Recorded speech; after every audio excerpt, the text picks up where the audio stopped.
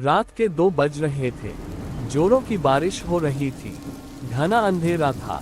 बादल रह रहकर गरज रहे थे। थोड़ी थोड़ी देर पर बिजली चमकती तो आसपास की चीजें दिखाई पड़ती थीं, अन्यथा हाथ को हाथ देखना भी मुश्किल लग रहा था। झारखंड के घाटशिला स्टेशन के बाहर रामदीन अपना ऑटो लगाए सवारी का इंतजार कर रहा था। इस मौसम में सवारी मिलने की उम्मीद कम थी, फिर भी हो सकता था कुछ देर बाद आने वाली ट्रेन से कोई सवारी आ जाए।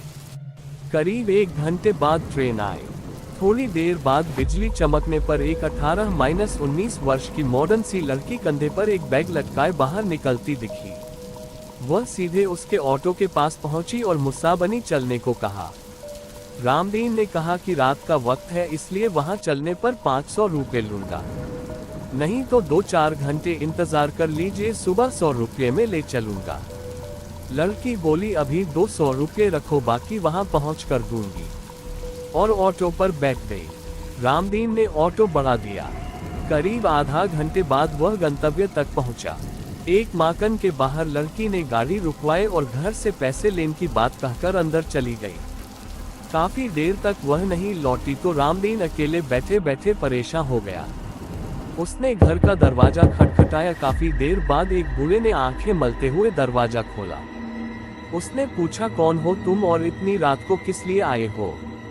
रामदीन बोला, जो मैं साहब थोड़ी देर पहले आए हैं, उन्होंने मेरा पूरा भाड़ा नहीं दिया है।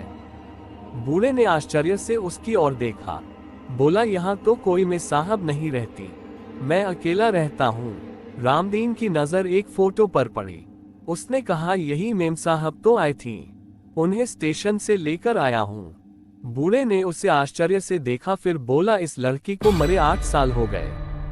देखो फोटो पर माला डाला हुआ है, ये मेरी पोती थी, ये कैसे आ सकती है? रामदीन के होश उड़ गए।